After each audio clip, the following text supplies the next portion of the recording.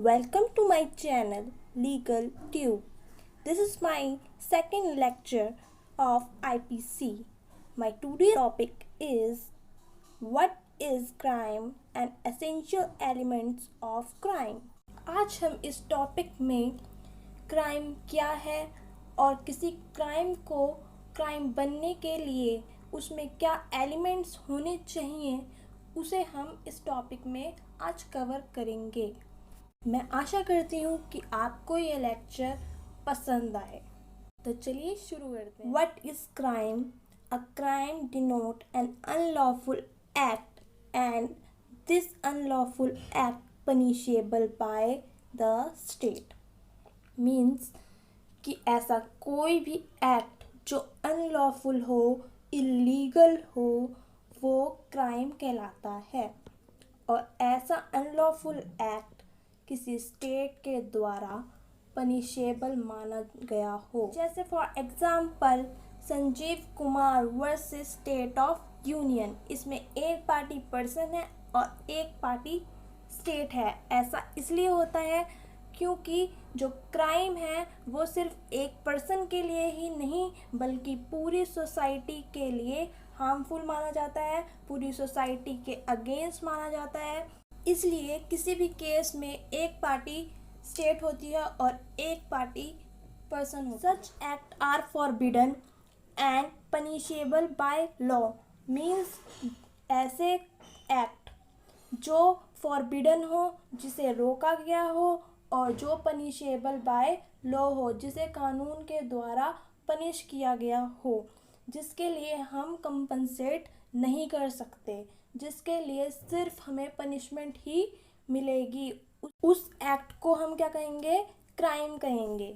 जैसे for example है murder. अगर हम किसी का मर्डर कर देते हैं तो हम उसके लिए कंपनसेट नहीं कर सकते, ठीक है, उसके लिए हमें पनिशमेंट ही मिलेगी। पर अगर हम किसी की गाड़ी ठोक देते हैं तो वो एक सिविल रॉन्ग में आ जाता है और हम उसके लिए उसको कंपनसेट कर सकते हैं। क्रिमिनल लॉ और क्राइम को सभी ने अपने अकॉर्डिंग डिफाइन किया है। तो जो कॉमन लॉ प्रिंसिपल ने जो डेफिनेशन दिया है वो इस तरह है। Common law principle about criminal law is unless an activity prohibited by law is does not qualify as a crime. मतलब कि कोई भी ऐसी चीज़ और एक्ट जो लॉ के द्वारा मना नहीं की गई हो और जिस पर रोक नहीं लगाई जा रही हो तो उसे हम क्राइम नहीं मानेंगे। फॉर एग्जाम्पल अगर कोई बच्चा पानी में डूब रहा है और आप उसे देख रहे हैं कि वो पानी में डूब रहा है, फिर भी आप उसे नहीं बचा रहे, तो ये एक इमोरलिटी मानी जाएगी कि आप देख रहे हो फिर भी आप उसे नहीं बचा रहे, पर वो एक क्राइम नहीं माना जाएगा। पर वहीं अगर आपकी जगह कोई गार्ड वहाँ पर खड़ा है और वो बच्चे को डूबते हुए देख रहा है तो वो उस गार्ड की ड्यूटी बनती है कि वो उस बच्चे को बचाए। अगर वो ऐसा नहीं करता तो उसके ऊपर क्रिमिनल लायबिलिटी बनेगी क्योंकि वो उसकी ड्यूटी बनती है फिर भी वो उस चीज़ को नहीं करते हैं। Every crime violates the law, but every violation of law does not commit a crime. मतलब हर क्राइम कानून का उल्लंघन करता है, लेकिन कानून का हर उल्लंघन क्राइम नहीं कहलाता। हम इस वे में समझ सकते हैं कि किसी भी क्राइम को करने के लिए हमारी बैड इंटेंशन होनी चाहिए। अगर हम किसी क्राइम को गुड इंटेंशन में कर रहे हैं तो वो क्राइम नहीं कहलाया जाएगा। Section 40 of IPC define offence. Offence को डिफाइन करता है कि any act or omission made punishable by IPC an offence, कि जो भी एक्ट और ओमिशन आईपीसी में पनिशेबल है उसे हम ऑफेंस मानेंगे। Similarly section 2N of CRPC defines, ऐसा ही सेम CRPC में डिफाइन है। ओमिशन के बारे में अच्छे से जानने के लिए हम IPC का सेक्शन 33 भी देख सकते हैं। ये तो था हमारा what is crime. I hope आपको समझ में आया होगा। अब हम आगे चलते हैं, इसके टाइप्स देखते हैं। ऑफ क्राइम, कितने टाइप्स का क्राइम होता है? वैसे तो बहुत सारे टाइप्स के क्राइम होते हैं, पर हम इस में सिर्फ कुछ ही क्राइम्स को देखेंगे, जैसे crime against person, crime against property, crime against immorality, white collar crime, organised crime. First है हमारा क्राइम अगेंस्ट पर्सन। जो क्राइम पर्सन के अगेंस्ट किए जाते हैं उसे हम क्राइम अगेंस्ट पर्सन कहते हैं। इसे हम पर्सनल क्राइम भी कहते हैं और हिंसक क्राइम भी कह सकते हैं, जैसे मर्डर, किडनैपिंग, रेप। सेकंड है क्राइम अगेंस्ट प्रॉपर्टी। जो क्राइम किसी प्रॉपर्टी के अगेंस्ट किए जाते हैं उसे हम क्राइम अगेंस्ट प्रॉपर्टी कहते हैं, जैसे चोरी हो गई, रॉबरी हो गई। क्राइम अगेंस्ट इमोरलिटी, जो क्राइम मॉरलिटी के अगेंस्ट होते हैं उन्हें हम इमोरलिटी क्राइम कहते हैं, जैसे कोई एक्ट हो गया, इलीगल एक्ट हो गया, ठीक है, गैम्बलिंग हो गई, ड्रग्स हो गया, और जो रैकेट्स चलाते हैं जो लोग, वो हमारा इमोरलिटी क्राइम में आते हैं। इनके लिए इन लोगों को पनिश किया जाता है। वाइट कॉलर क्राइम, ऐसे क्राइम बड़े लोगों के द्वारा किए जाते हैं जिनका बड़ा बिजनेस होता है, जैसे कोई पॉलिटिकल पार्टी हो गई या कोई बिजनेसमैन हो गया जो ब्लैक मनी यूज़ करते हैं, वाइट को ब्लैक बना देते हैं। तो ऐसे क्राइम वाइट कॉलर क्राइम कहलाते हैं। ऑर्गेनाइज क्राइम, ऑर्गेनाइज क्राइम नाम से ही जान गए होंगे कि ऑर्गेनाइज मैनर में, ऑर्गेनाइज मैनर में मतलब कि पहले से ही प्लानिंग करके जो क्राइम किए जाते हैं किसी ग्रुप के द्वारा, उसे हम ऑर्गेनाइज क्राइम कहते हैं। अब हम पढ़ते हैं एलिमेंट्स ऑफ क्राइम। किसी भी क्राइम को करने के लिए ये 4 एलिमेंट्स होने बहुत ज़रूरी हैं, तभी वो एक्ट एक क्राइम कहलाया जाएगा। पहला है ह्यूमन बीइंग, दूसरा है मेंसरिया, ये वाला मेंसरिया नहीं, तीसरा है cactus reus, oh sorry actus reus, and चौथा है इंजरी।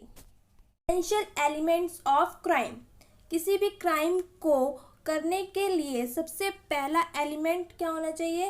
ह्यूमन बीइंग होना चाहिए, और उस पर्सन द्वारा कोई रॉन्गफुल एक्ट कमिट होना चाहिए जो लॉ में प्रोहिबिट हो, मतलब कि नॉन लिविंग थिंग्स और एनिमल्स को इस कैटेगरी में कंसीडर नहीं किया गया। एशियन टाइम में क्या होता था, जब किसी एनिमल द्वारा ऐसा कोई एक्ट किया जाता था तो उसे भी पनिशमेंट दी जाती थी। एग्जाम्पल, अगर किसी डॉग ने किसी को काट लिया या किसी घोड़े ने किसी को लात मार दी तो उसे भी उसकी सज़ा दी जाती थी। पर इंडियन पीनल कोड के सेक्शन 289 में यह बात मेंशन की गई कि कोई पेट एनिमल है, मतलब कि पालतू जानवर है, और उसने ऐसा कोई एक्ट किया है तो उस एक्ट के लिए उस पेट को नहीं बल्कि उसके ओनर को क्राइम के लिए लायबल माना जाएगा।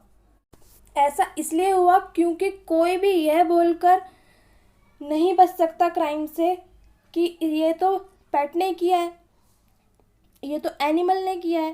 Person is defined section 11 of Indian penal code, means कि सेक्शन 11 ऑफ आईपीसी में पर्सन को डिफाइन किया गया है। पर्सन को हम 2 टाइप्स में डिवाइड कर सकते हैं, natural person means human being, और second artificial person like company, association, जो एक पर्सन माने जाते हैं क्योंकि इनके पास भी ह्यूमन बीइंग की तरह ही कुछ राइट और लाइबिलिटीज़ होते हैं इनकी अपनी।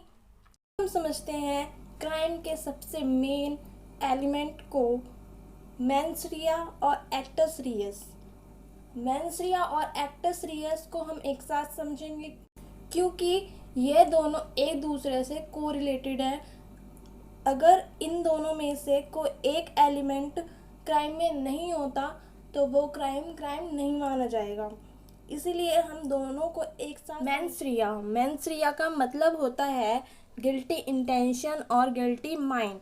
जब भी कोई क्राइम होता है तो हम ये एज्यूम करके चलते हैं कि उस पर्सन ने उस क्राइम को करने के पीछे उसका जो इंटेंशन है वो बैड है। अगर कोई पर्सन कोई क्राइम करता है और उस क्राइम को करने के लिए जो उसका माइंड है वो गुड है, गुड इंटेंशन है उसकी, तो कोर्ट यह मानकर चलती है कि वह क्राइम नहीं है। मेंस रिया का सबसे मेन एलिमेंट यही है कि उसमें मेंटल एलिमेंट होना ज़रूरी है, कि बैड इंटेंशन होनी ज़रूरी है।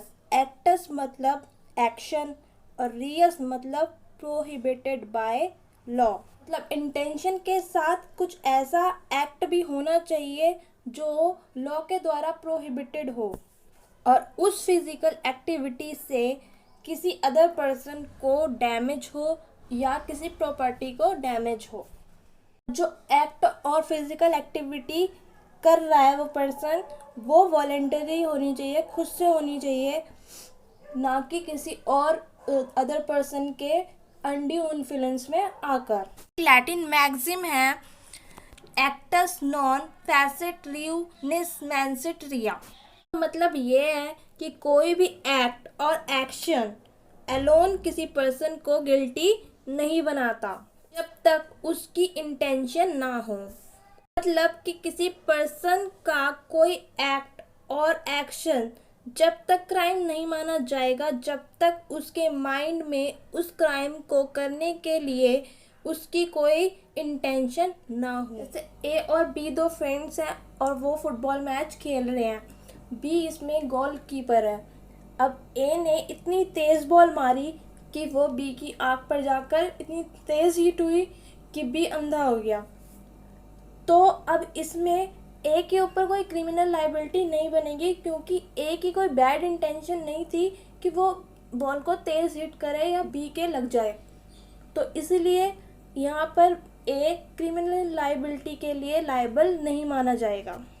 अब हम दूसरा एग्जांपल, एक गर्ल है जो क्लासरूम से जा रही थी। उसने सोचा उसका फ़ोन डेस्क पे पड़ा है और उसने उस फ़ोन को उठाया अपना समझकर और वो चली गई। उसी को बी ने देख लिया। अब बी ने ये सोचा कि उसने सी का फ़ोन उठाया है, तो बी ने उस पर चोरी का इल्ज़ाम लगा दिया, ने चोरी की है। तो इसमें ए चोरी के लिए लाइबल नहीं होगी क्योंकि उसने उसका फ़ोन गलती से अपना समझकर उठा लिया था, ना कि उसकी कोई बैड इंटेंशन थी चोरी करने के लिए। अब हम थर्ड एग्जांपल से समझते हैं इस कॉन्सेप्ट को। एक रोड है और रोड पे एक साइकिल खड़ी है और एक बंदा वहाँ से जा रहा है। तो उसके माइंड में इंटेंशन हुई कि वो उस साइकिल को अपने साथ ले जाए, पर फिर उसका माइंड चेंज हो गया और वो फिर वहाँ से चला गया। उसने कोई एक्शन नहीं परफॉर्म किया, तो वो भी क्राइम नहीं माना जाएगा क्योंकि सिर्फ इंटेंशन होने से कोई क्राइम नहीं बन जाता जब तक कि हम उसके लिए कोई एक्शन कोई एक्ट ना कर दें। हम ये तो जान गए कि किसी एक्शन को करना एक क्राइम है, पर अगर हम कोई एक्शन नहीं करते, अपनी ड्यूटी को परफॉर्म नहीं करते, तो वो भी एक क्राइम की कैटेगरी में माना जाता है। जैसे एक मदर की ड्यूटी बनती है कि वो अपने बच्चे को फीड करवाए।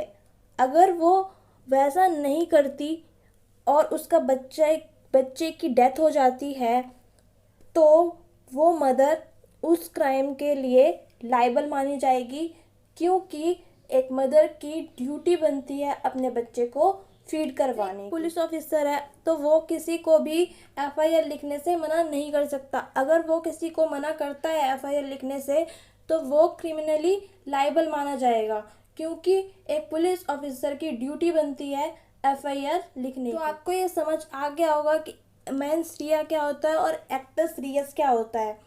अब हम फोर्थ एलिमेंट पे जाते हैं, जो है हमारा injury.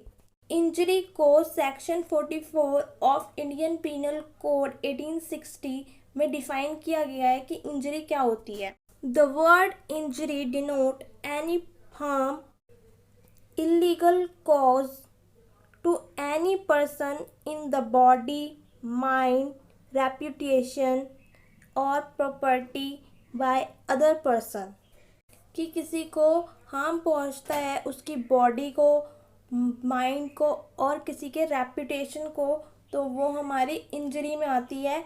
For example section 498 mental harassment, section 441 trespass। So the lectures and I hope आपको ये लेक्चर समझ आया हो और पसंद भी आया हो।